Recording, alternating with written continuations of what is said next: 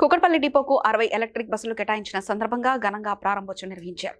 రవాణా శాఖ మంత్రి పొన్నం ప్రభాకర్ ముఖ్య అతిథిగా హాజరై బస్సులను ప్రారంభించారు.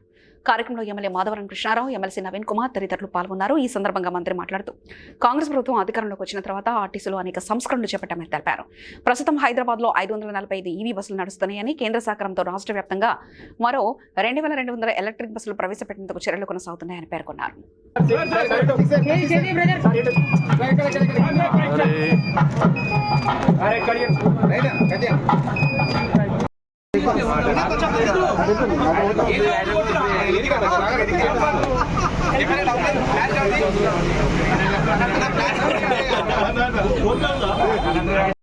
ఎమ్మెల్సీ నవీన్ కుమార్ గారికి, కలెక్టర్ గారికి, ఆర్టీసీ ఎండి గారికి, ఖమ్మం కార్పొరేషన్ చైర్మన్ బండి రమేష్ గారికి, మా marketing chairman Bharat marketing chairman గారికి మేము ముందు నుంచి కూడా గత ప్రభుత్వంలో కూడా నేను ట్రై చేశాను.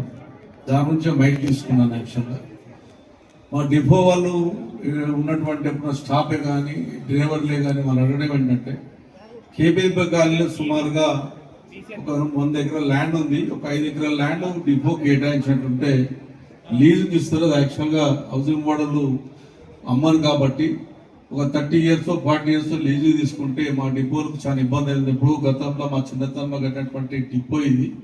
ఒక 5 ఎకరాల ల్యాండ్ కేబీపీ కాలనీలో ల్యాండ్ ఉంది గైతాపూర్లో. ఈ డిపోకు కేటాయించే విధంగా మీరు కలెక్టర్ గారికి అని హౌసింగ్ బోర్డు అధికారులకు ఆదేశాలు ఇవ్వాలని చెప్పి నేను కుకట్పల్లి శాసన తరఫున మీ విజ్ఞప్తి చేస్తూ జై హింద్, జై తెలంగాణ. పిఆర్సీ పెరగడమే కాదు, కారుణ్య నియామకాలతో పాటుగా అనేక కార్యక్రమాలు, సంక్షేమ కార్యక్రమాలు తీసుకుంటా ఉన్నాం. ఇంకా కార్మికుల సంక్షేమానికి సంబంధించి ఏ అవసరం ఉన్నా కార్మికులు, యాజమాన్యం, టీఎంలు, ఆర్ఎంలు, ఈడీలు, మంత్రి గారు, ఎండి గారు ఎవరైనా సరే ప్రతి 2వ మంగళవారం నాడు మీ అందరితో మనకు సమావేశం పెట్టుకొని ఏదైనా ఇష్యూస్ ఉంటే డిస్కస్ చేసుకునే విధంగా కార్యక్రమాన్ని నిర్ణయించడం జరిగింది. ఈ సందర్భంలో ఒకటే, కార్మికుల కృషి వల్ల ఈరోజు తెలంగాణ ప్రభుత్వం డిసెంబర్ 9, 2023 నాడు ప్రవేశపెట్టినటువంటి ఉచిత మహిళలకు బస్సు ప్రయాణ సౌకర్యం ఈరోజు దాదాపు 310 కోట్ల మంది మహిళా ట్రిప్పులు వినియోగం చేసుకోవడం జరిగింది. దాదాపు 10,500 కోట్ల రూపాయల లాభం వారికి ఈరోజు జరిగిందంటే ఈ యొక్క ఘనత, కృషి నా ఆర్టీసీ డ్రైవర్లు, కండక్టర్లకి దక్కుతుందనే మాట సందర్భంగా మనం చెప్తా ఉన్నాం. అక్క జిల్లాలకు ప్రభుత్వ నిర్ణయం మేరకు ఉచిత ప్రయాణ సౌకర్యం మాత్రమే కలిగజేయడం కాదు, ఈరోజు రాష్ట్ర వ్యాప్తంగా మహిళా సంఘాల ద్వారా బస్సులను కొనుగోలు చేసి వాళ్ళని యజమానులుగా చేసినటువంటి ఈ తొలి రాష్ట్రం తెలంగాణ రాష్ట్రం ద్వారా ముఖ్యమంత్రి గారి నాయకత్వంలో అందరం కూడా మహిళా సంక్షేమ శాఖ మంత్రి సీతక్క, రవాణా శాఖ మంత్రిగా నేను యాజమాన్యం కలిసి ఇలా తెలుసారి మహిళా సంఘాలను బస్సు యజమానులను చేసినాం. అదేవిధంగా భవిష్యత్తులో ఇంకా అవసరమైతే మహిళా సంఘాల ద్వారా మరిన్ని బస్సులు నడిపే విధంగా ప్రయత్నం చేస్తాం. ఇది మహిళలకు సంబంధించిన అత్యంత ప్రాధాన్యత ఇచ్చే ప్రజా రవాణా వ్యవస్థ. దాదాపు ఆర్టీసీకి ఉన్న బస్సుల్లో ఒక ఏసీ తదితర బస్సులు తప్ప దాదాపు 80 నుంచి 90% బస్సుల్లో మహిళలు ఉచితంగా ప్రయాణం చేసే సౌకర్యం కలిగిస్తున్నాం. ఒకవైపు ప్రయాణికుల సౌకర్యం, కార్మికుల సంక్షేమం, ఆర్టీసీ అభివృద్ధి, పరిరక్షణ. ఆర్టీసీకి సంబంధించి ఇప్పుడే గౌరవ శాసనసభ్యులు అదేవిధంగా మరి బండి రమేష్ గారు చెప్పినట్టుగా తప్పకుండా జిల్లా కలెక్టర్ గారు కూడా కోరడం జరిగింది. ఆర్టీసీ యాజమాన్యం తరఫున జిల్లా కలెక్టర్ గారికి, హౌసింగ్ బోర్డుకు లెటర్ రాసి తప్పకుండా 5 ఎకరాల స్థలం తీసుకొని డిపోను విస్తీర్ణం చేసి కొత్తగా తీసుకుందామనే మాట మనం చెబుతాను. ఇటీవల ముఖ్యమంత్రి గారు అట్లానే ఎలక్ట్రిక్ బస్సెస్ కార్బన్ ఎమిషన్స్ తగ్గియటము, నేషనల్ ఇంటర్నేషనల్ లెవెల్లో కూడా మన వంతు సహకారం, మనము ఇంటర్నేషనల్ లెవెల్లో, వరల్డ్ లెవెల్లో ఎమిషన్స్ తగ్గించే విధంగా కూడా ఈ ఎలక్ట్రిక్ వెహికల్స్ కి మనం యూటిలైజేషన్ అనేది పెంచడం వల్ల హెల్ప్ఫుల్ అవుతుంది. ఎలక్ట్రిక్ వెహికల్స్ కి సంబంధించి స్టేట్ అడాప్ట్ చేసిన పాలసీ కూడా మీరు చూసినట్లయితే ఇన్సెంటివ్స్ అంటే మనకి ప్రైవేట్ వాళ్ళు ఎవరైనా తీసుకున్నప్పుడు కూడా రోడ్ ట్యాక్స్ కావచ్చు, రిజిస్ట్రేషన్ ఫీజు కావచ్చు, వాటిలో కూడా ఎగ్జంప్షన్ ఇస్తా ఉన్నాము.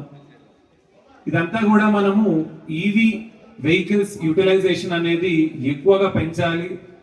ప్రజల్లో కూడా అవగాహన అనేది రావాలి, వారిని కూడా చైతన్యపరచాలి అన్న ఉద్దేశంతో ఒక మంచి ఈవీ పాలసీ తీసుకొని రాష్ట్రం కూడా ముందుకు పెడతా ఉంది.